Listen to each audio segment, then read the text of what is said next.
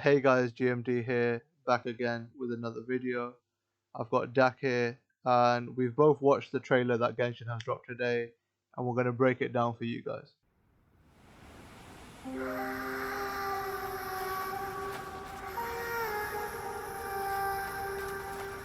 Okay, so right off the bat, we can see a reference to Signora, obviously. Yeah, so this is obviously Signora is known as the Crimson Witch of Flames, and these are a resemblance of her power. Everyone who's done the Signora domain will recognize these.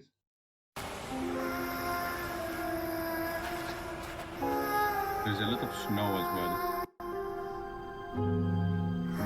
The sages think themselves to be all-knowing, but we alone are wise to the virtue in those acts of folly.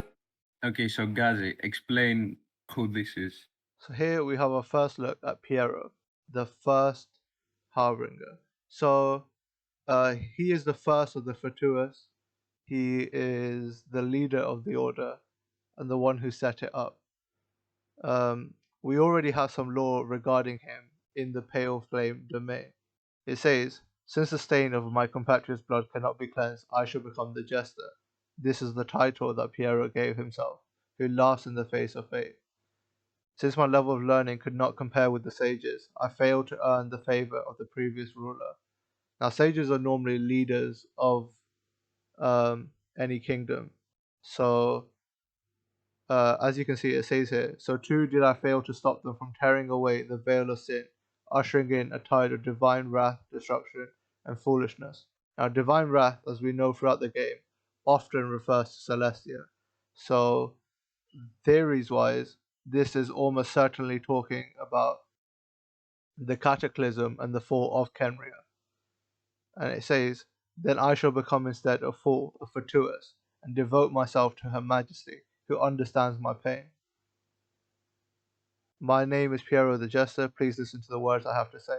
So here, as you can see, he has devoted himself to the majesty after this fall. And as we know, that was 500 years ago. So this almost definitely confirms that he is indeed from Kenria. Now, we don't know exactly what position he would hold, but we can always speculate. Yeah. I assume he'd be similar to Dainsleif. So there's actually some theories regarding that which I can bring up now. So you made an interesting point. So Dainsleif, as we know, was a god, right? Yeah. Now people have shown some similarities between Piero and Kaya. As you can see, they both have, uh, as in obviously they have their right side covered. They have an earring, and he has white hair, and Kaya has a white hair strand. And people are saying that what if Piero is the king now of Kenria as a remaining descendant, and he is Kaya's father? And that would be an interesting theory. I mean, I would love to see a twist like that come into place at some point in the story. Definitely. Yep. So now let's move on to see the next part. Acts of folly. In this war, not even a single pawn may be spared. Because on this chessboard, checkmate is not where the game ends. So obviously, as you can see, this pawn piece shows Signora, and obviously it means that she's defeated. Well, first off, you can see that the black pieces represent the Fatui, which is an interesting thing because in chess, do you know which side goes first? I do not. So in chess, in any game of chess, the white side always goes first. This is interesting here because since the black are the Fatui, it would mean that to them they did not start this war, and they're simply taking their side. They're reacting to something that started it. That Yeah. reaction could obviously be the cataclysm, which we know changed Piero, and we know changed the Cryo Archon as well. Also, interestingly enough, some white pieces, have already been replaced by the various gnosis. This is Venti's gnosis. This here is Zhongli's. Raiden's is not here because Scaramouche has obviously stolen it and ran away with it, as we know from the child event. So, what do you think this knight could represent? I think that the knight could represent either most likely, or even Raiden. Since, from the story that we've already seen, Raiden was the one Signora, and not Aether. Aether definitely weakened her though. Yes. So this seems to imply Ether as the, I guess, white knight of the series, the MC, and he took down Signora. Although we do know that Raiden was the one to kill Signora, so this could be a possible allusion to Raiden's piece, since we have not seen it. Although as you said, it would make more sense that it is Ether.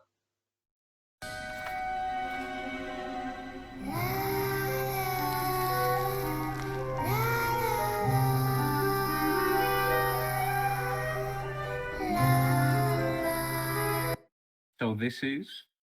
So this is Damselet.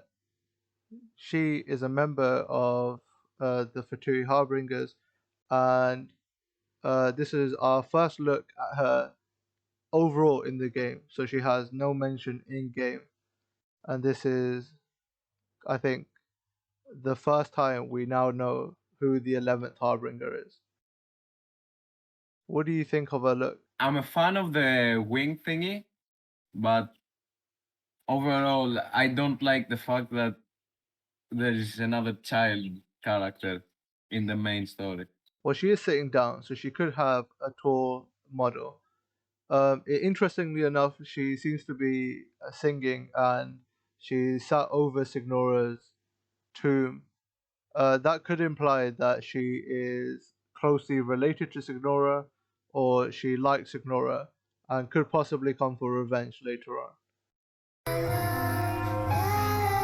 We are gathered here today to remember our dear comrade. In honor of her sacrifice, all work should halt for half a day. Okay, so here we got some new looks at some other Harbingers. This is Pulcinella, who has been previously seen in the Teyvat storyline trailer. Interestingly enough, he seems to have a short male model. So far, all child models like Klee, Chi-Chi, Diona have been females, so he could possibly be a first male version of that model. Also, I was wondering, have we seen any long ear races so far in Genshin? Yes, we have seen other characters with long ears. Most interestingly enough, Klee has very similar ears to this. This could imply some resemblance to Alice and Klee, but we are yet to see. Any other thoughts? Not so far. As the nation mourns her passing.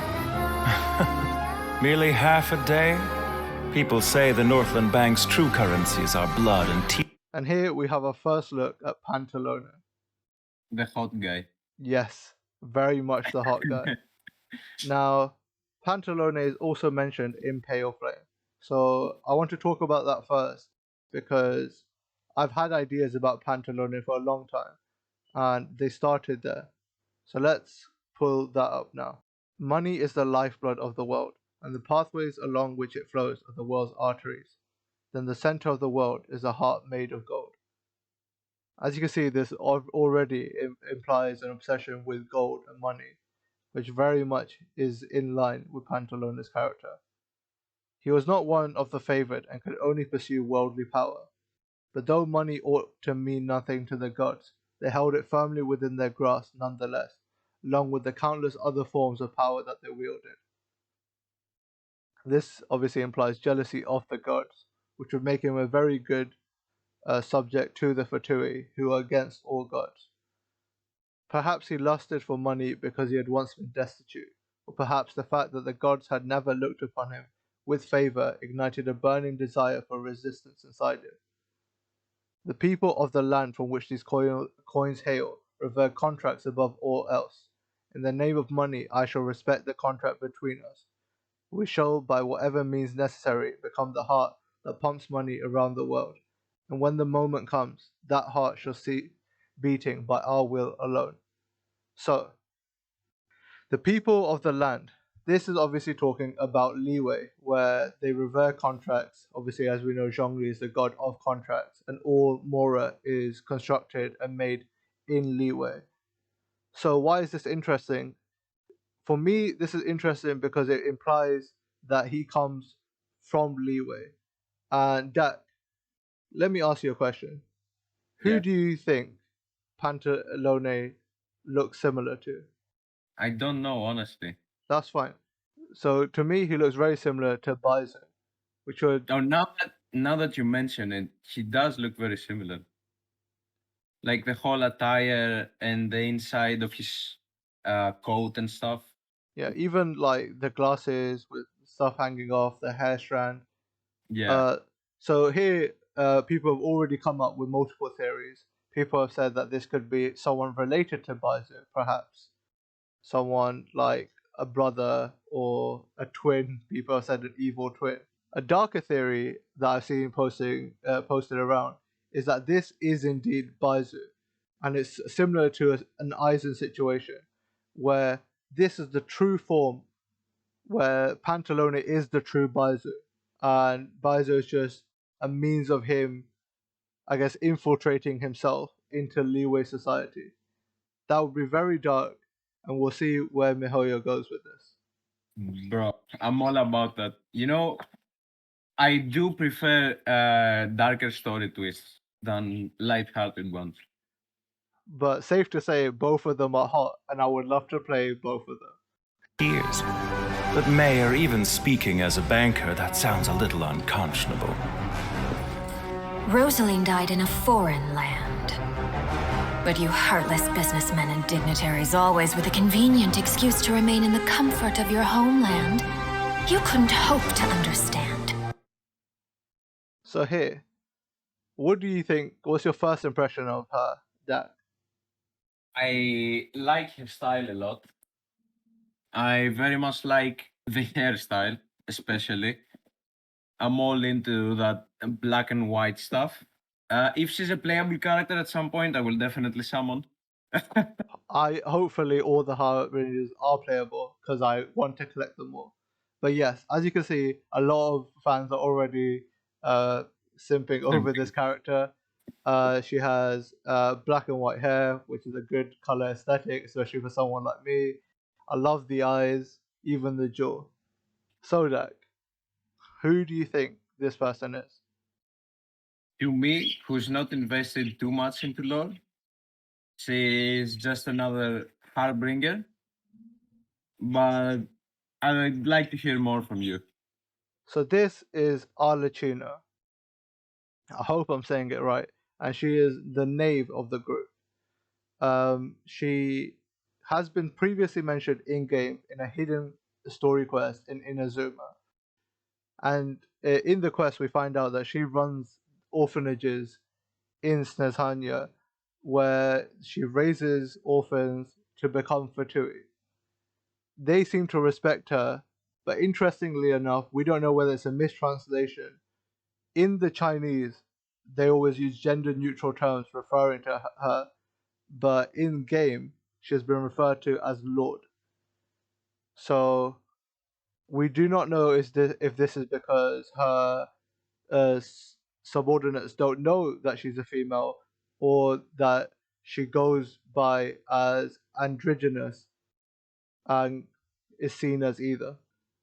So why don't you keep your mouths shut? We don't want to make the children cry. Hey, come on now.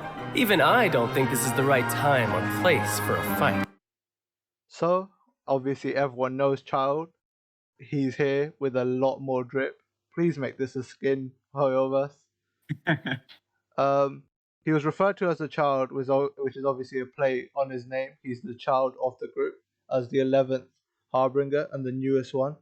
Interestingly enough, since Signora is dead and there are always 11 Harbingers, that means that a replacement will come for her. So he might move to number 10, but we'll wait and see. Utterly risible. So here we've got our first looks at two new characters. This is Marionette. This is just a puppet of Marionette, as her name implies. What do you think of Marionette, Jack? I was going to ask previously. I was wondering, is Marionette that little girl or the robot controlling the girl? So it's the little girl, and she is the one controlling the robot. She likes to tinker and make puppets, I can assume from everything here. And this looks similar to Ruin Guard, so maybe she reconstructed some. I was gonna say that it looks similar to a Ruin Guard, but obviously this Ruin Guard got a lot more drip than usual. And obviously very advanced. Marionette seems, as in from what we can see here and later in the trailer, to be carried around by this robot. So it could be a form of how she fights. We'll wait and see. What are your impressions on this figure on the left?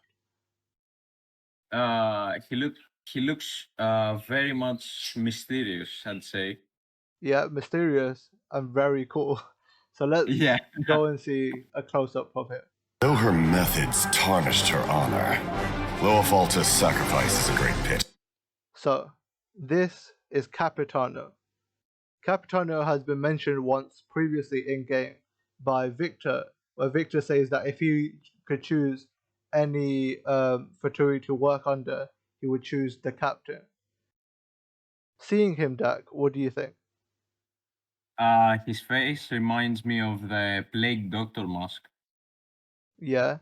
Or like a raven. Yeah, that works as well. Yeah. So I'd assume he's like the calm and collected type instead of the brawn type. Well, I don't know if that could be necessarily true, because the captain, in as the name implies, will show that he's the captain of a group. So maybe he is suited to war.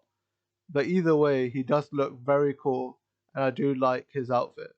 Interestingly enough, he calls Rosalind by the surname of her actual name, which could just be a way he refers to people. Okay, now let's move on to the next bit. Her loss shall not hinder our progress. But Dottore, what of Scaramouche and the Gnosis from Inazuma? Conventional wisdom holds that divine knowledge cannot be rationally comprehended. And here we have our first look at Dottore. This had me squealing in excitement, but Dak, what do you think?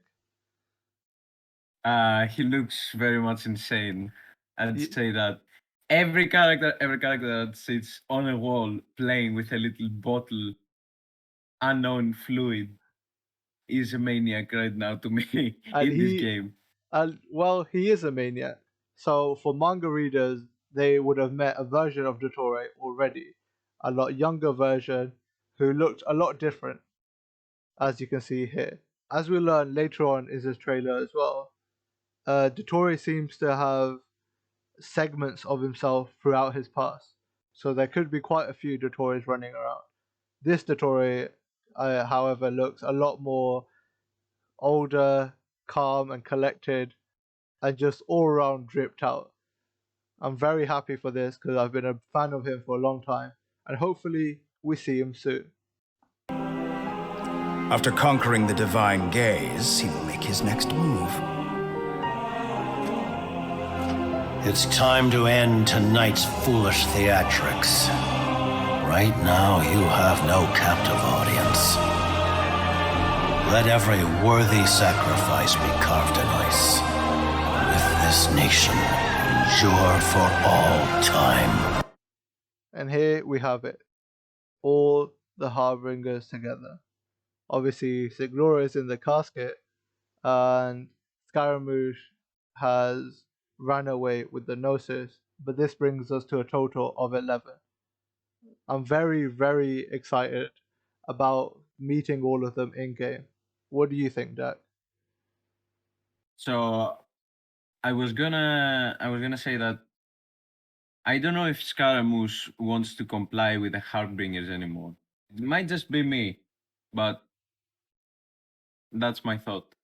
Yeah, so Scaramouche, and we can do a video about Scaramouche separately, has officially ran away with the Gnosis, which we knew during the Child and Xinyan event, where Child says that he was in Inazuma looking for Scaramouche.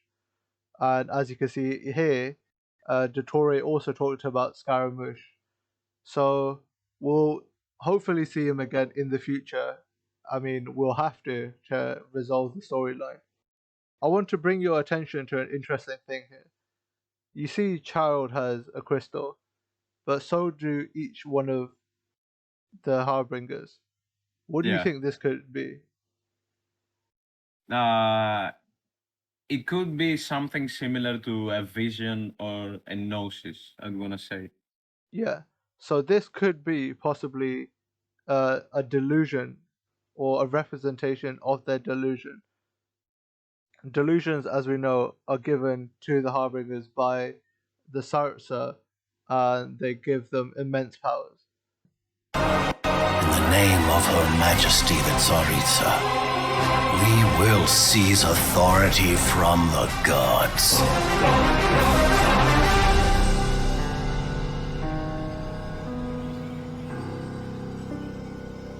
Absolute peace. Such is the gift from the Tsaritsa, such is Her Majesty's benevolence. So, Dak, what do you think this scene implies? I wanted to point out the cathedral. Yes. It looks very much like a Christianic cathedral.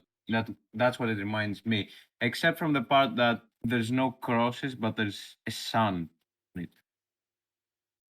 I think this is the cryo symbol to represent the Sartsa. Yeah, most likely. So this is interesting. Like you said, it is a cathedral.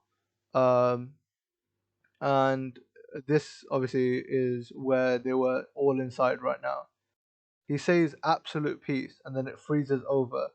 This could imply that the Sartsa froze the entire place over as a final resting place for Signora. Let's go on and see. Such is the gift from the Tsaritsa, such is Her Majesty's benevolence.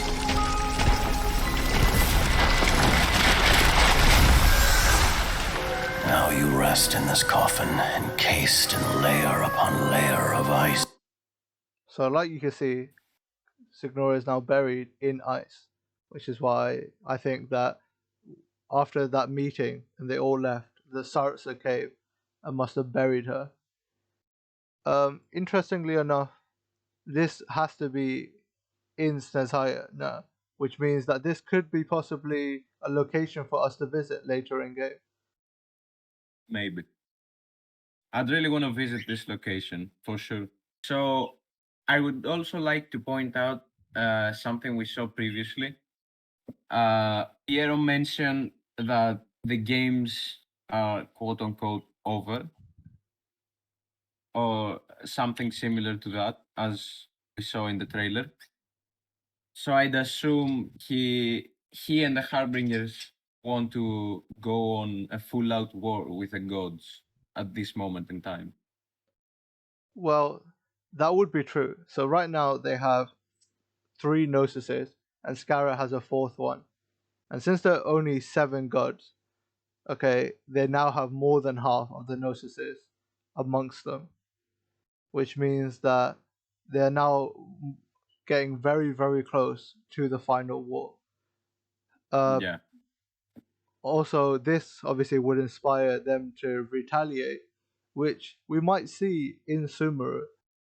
There is a slight teaser at the end of this video, and we'll see when we get to it. But let's keep moving for now. But Rosaline, I promise you, Your final resting place will be the entirety of the old world. So, this is very interesting. He says your final resting place will be the entirety of the old world. What do you think that means here? I was going to ask that as well because I saw that and I was like, what does old world mean? What does it represent? Is it like Kain, Ria? What is it? So, this is very interesting, but the old world could be possibly all of Teva. And let me show you why. Dak, this is an interesting fact. Did you know that every gem that we use to ascend characters, so for example, to ascend a pyro character, we use the pyro gem, right? Yeah.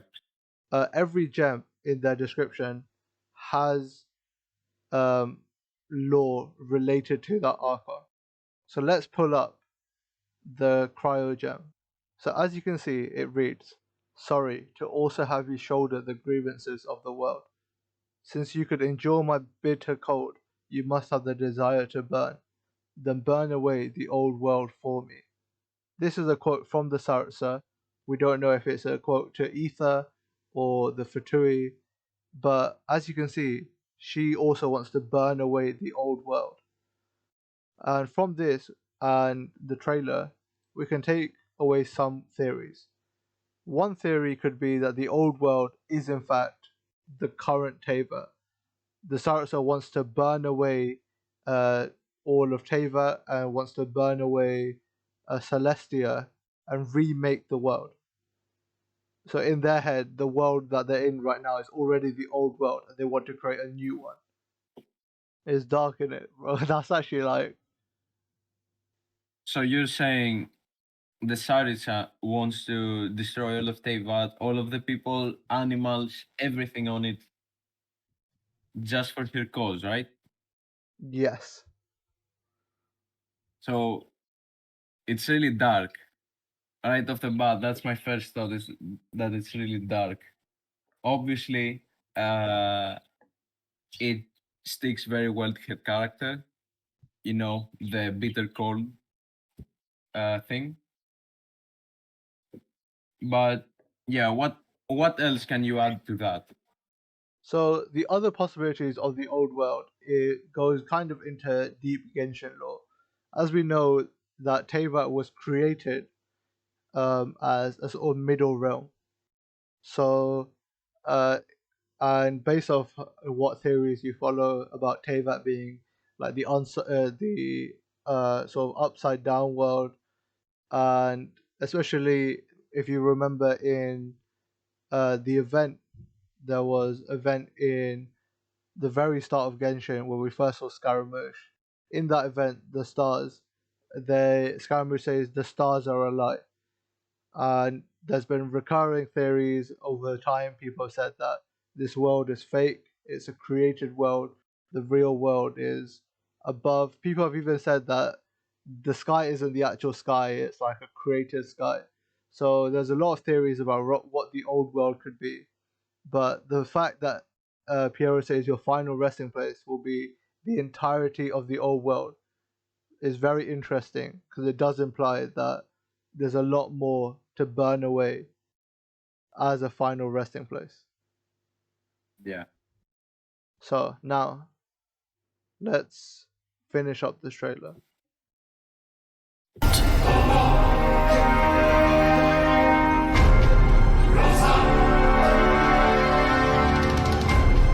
I must say, you're looking very young today, Doctor. You know very well that I do not take that as a compliment. So, where's the segment in the prime of his life then? He's busy with a little experiment in blasphemy. And here we see Prime Dottore. So like I mentioned previously, Dottore, the one that we saw before, is the oldest current version of Dottore. This is Prime Dottore in the sense that what Dottore has done is that he's taken a segment of himself from places in his life and created robots or synthetic humans out of them. So that means that while he's currently in the palace, this Dottore is out here burning what looks like to be a very big tree. Now, where do you think this could be? Since Piero said something about blasphemy, I'd assume this tree connects to the Sumeru god. Yeah, so it says he's busy with a little experiment in blasphemy, which could be personal revenge for Dottore, um, but we'll see. But with Dottore law, we knew that he used to go to Sumeru Academia, and he was kicked out for his inhumane experiments. And this tree does look like to be a very big tree, could possibly be references to the tree of life. But for him to put it on fire and burn it away would imply that he's destroying Subaru. Busy with a little experiment in blasphemy. Colin, time to head out on patrol. Okay, Master Tainari. What was that? And here we have our first look at Kole. Now, manga readers will recognize her as a main recurring figure in the manga. As you can see now, she's alive and well in Sumeru as a ranger recruit. So Dak, what do you think? I like her design, appearance wise. Yeah. And also, I want to point out what's that little thing that's hanging in front of her? That pink thing, that gem. So that gem could possibly be something to keep her elemental powers in check, or something that she uses to harness them. I'm sure we will find out. I do like the fact that she has on her wrist, she has things similar to what Paimon has on her legs, which are similar to Celestia pillars. So that's interesting. So you're saying she might be connected to Celestia, right? If she's not connected, I think maybe we will learn more about Celestia and what this type of imagery means. Obviously, Sumeru is it has Sumeru Academia, and it's the hub of knowledge. So maybe they have a lot more information on Celestia than we do.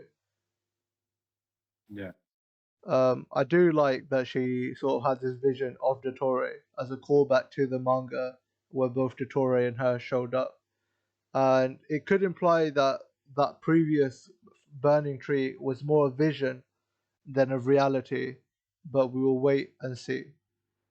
Thank you everyone for watching. As you can see on the screen right now, we've put up a sort of helper's guide of each harbinger and their names. Let us know any theories you had or any things that we missed that you might have seen, and we might make a second video on it. So yeah. We hope we did well. Honestly, Ghazi, you carried this video. Thank you so much for all you've done today, and any support you guys show to the channel and everything is greatly appreciated. Any feedback you have regarding editing or the quality of the videos, will gladly accept. We need all of it right now since we're still growing. Yeah. And as a teaser, like Genshin has teased the Harbingers, we'll give you some teasers of our own. We have now opened our TikTok, and if you go, you can interact with us there. We're regularly checking. We have an Instagram for you to interact with us too. And very soon, we will have a Discord server. So stay tuned for that. But that's it for today. So, see you everyone. Peace out and goodbye.